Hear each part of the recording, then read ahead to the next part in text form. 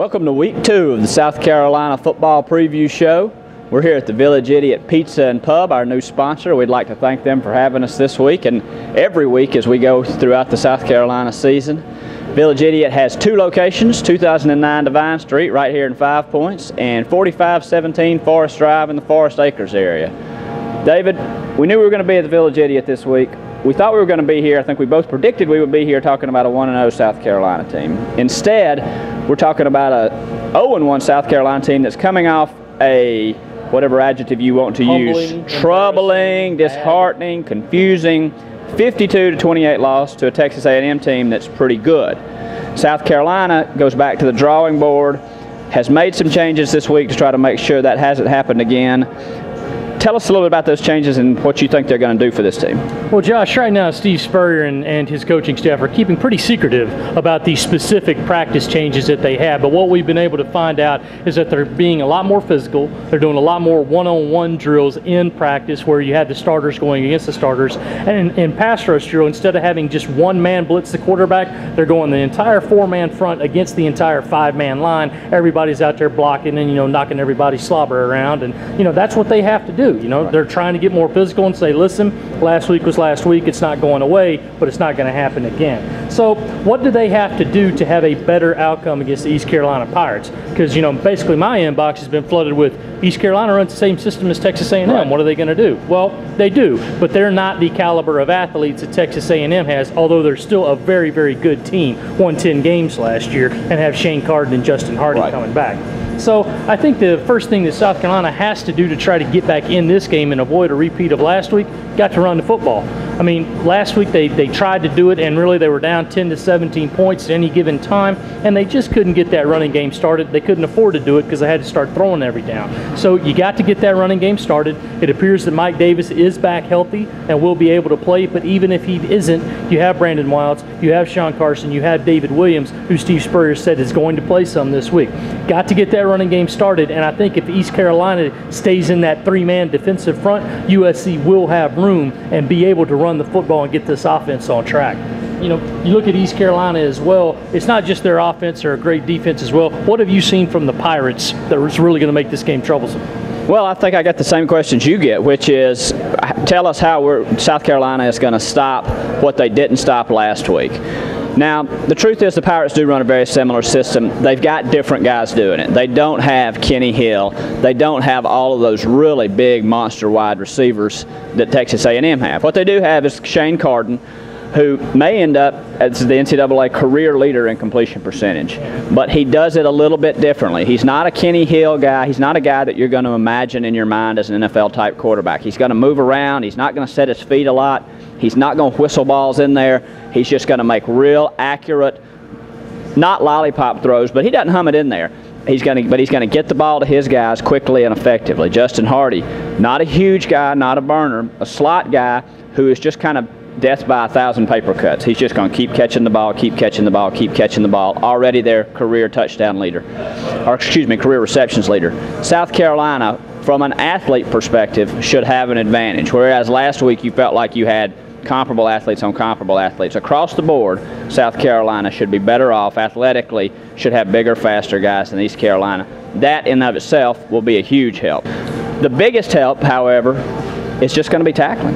I mean, it's just going to be making plays. It was just so bad last week, Josh, in the fundamental things, just no tackling and no coverage. It was just bad.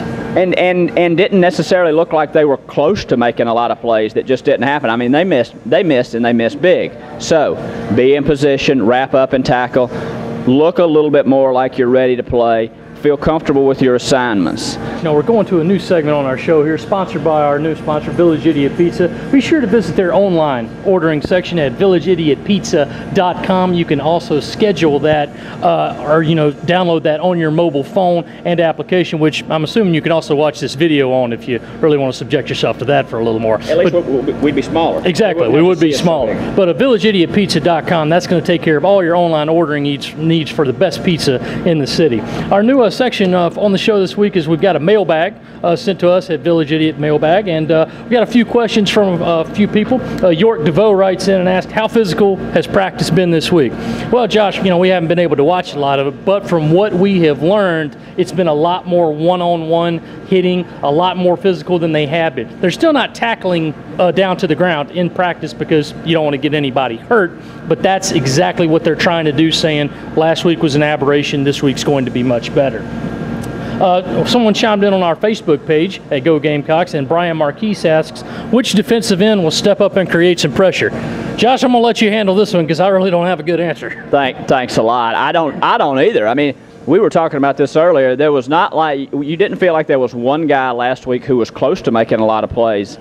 I mean, you almost, I'm trying to picture in my mind seeing Gerald Dixon or Darius English or Mason Harris had the one sack, but on the field. Really, I just can't. I mean, it was almost like they were invisible. Now, ECU's offensive line is not going to be as good as Texas A&M. Probably nobody that South Carolina plays is going to have an offensive line quite as good as Texas A&M.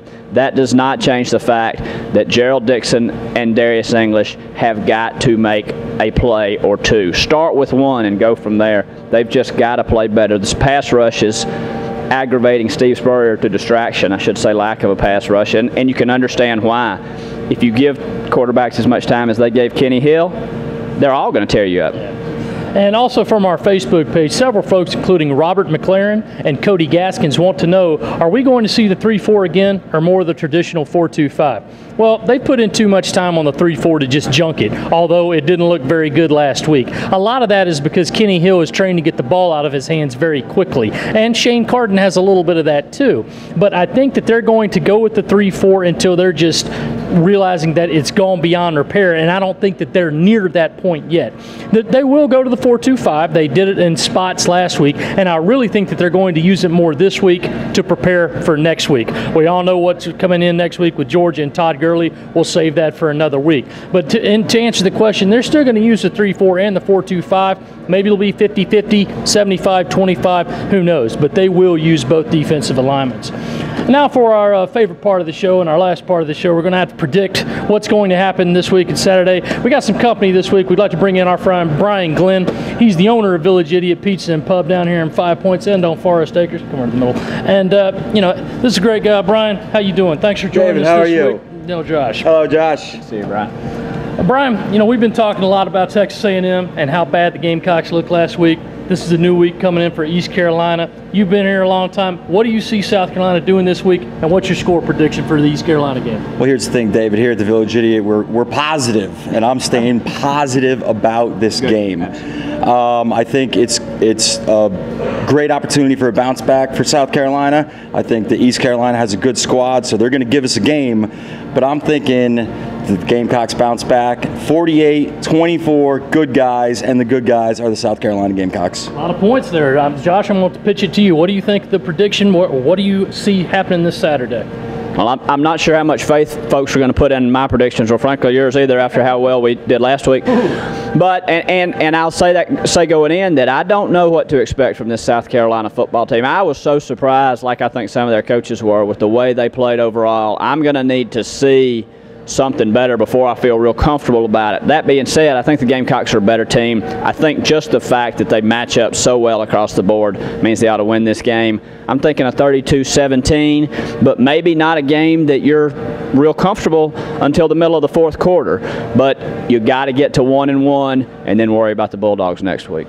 Yeah, Josh, I'm with you and Brian. I mean, I just think South Carolina's a much better team physically. They're not going to play another team like Texas A&M all year. They're not going to be manhandled like they were against the Aggies all year. So I'm going to say Gamecocks by a score of 36-24, but I also agree with you, Josh. I don't think this is going to be a very comfortable one. This is probably going to be a one-score game going in the fourth quarter, just because as much as the defense could be better physically, they've still got to make these fundamental plays that we spent the past few minutes talking about. Well, that's going to wrap us up here from Village Idiot Pizza and Pub down in 5 Points. Thanks to Brian Glenn. You guys be sure to come down and check out Village Idiot Pizza. It's the best pizza in town. Also online at villageidiotpizza.com. Come on down for their lunch special. 2 slices and a drink for $5. You won't find a better deal anyway. Thanks for joining us. We'll see you Saturday night.